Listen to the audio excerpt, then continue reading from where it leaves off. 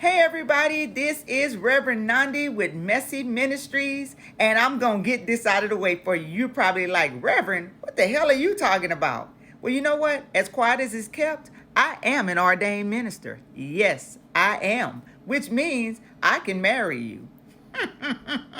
Imagine that. I give advice and I bring people together till death or divorce do them part. Hopefully it's death and not soon, okay? But the irony of that is today I'm actually talking about a marriage that maybe should or should not happen. Maybe it will, maybe it won't. This sister friend is about to get married, says the inquirer who wrote in. And at a recent function, she met her girlfriend's husband for the very first time. And this man stood next to his fiancé and across from her and her husband, and he basically stared her down like he was looking into her soul. She said the energy was so heavy coming off of him, and it made her so uncomfortable and a little perturbed at the fact that he had the audacity to be marrying her sister friend and would be looking at him in the way that he did, with their significant others standing right there. Now, I'm guessing she would have felt the same way even if the significant others weren't standing there. And maybe he would have did something more than just stared if the significant others weren't standing there. But what he did do was took an x-ray of her soul, I guess so that when he went to bed that night, he could replay it, look over the results, some shit. But it made her uncomfortable. And she had a valid concern. That's a valid concern when someone stares you down like that. It's so inappropriate. So she said that he didn't do anything physically. He didn't try to touch her. He didn't say anything out of the way. But it was the look that he gave that concerned her. And she wanted to know, should she tell her sister friend about it? And I'm going to be using sister friend and girlfriend interchangeably. Okay, when I say sister friend, it's really her words because she did say sister friend. But me and my habits, I'm not good at following the rules all the time.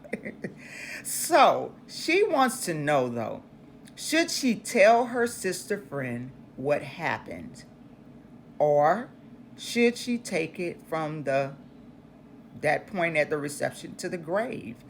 Especially since she's heard that a lot of women don't like to be told that their men might not be on the up and up, that they might be up to no good, that they might be trash. My advice to her is case by case basis. Off the cuff, I would say don't mention it.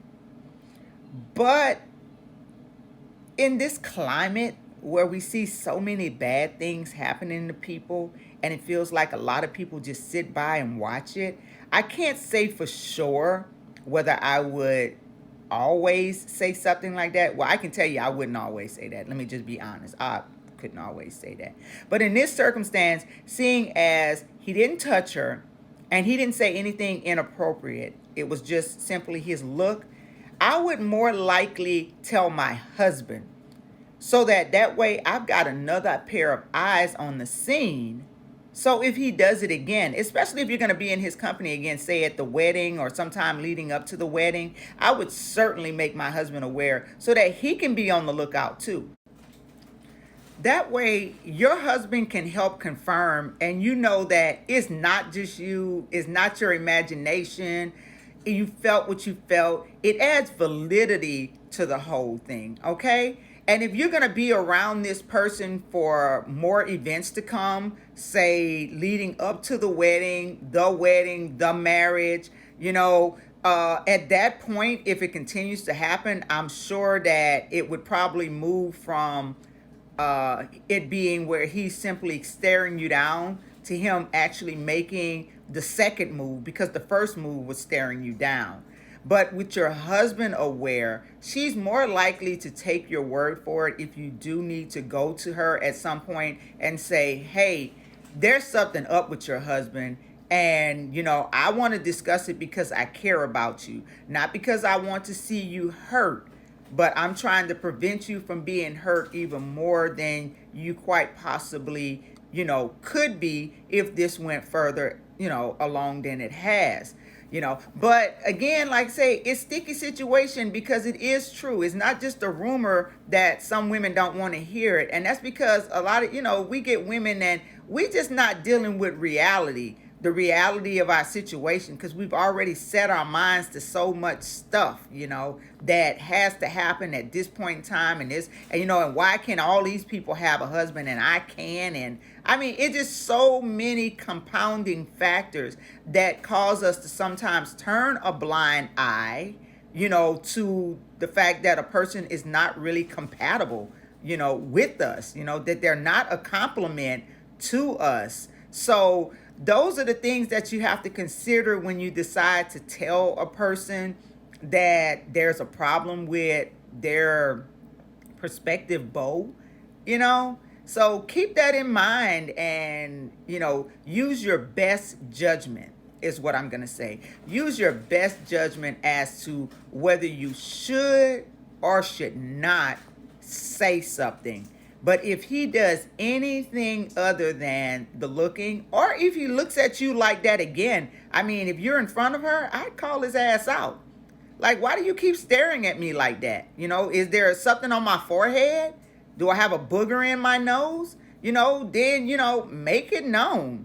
You don't have to put up with that type of behavior from somebody, okay? You deserve respect. Whether you decide to tell her or not, you deserve to be respected. And you didn't do anything disrespectful. So that's the least that he could do.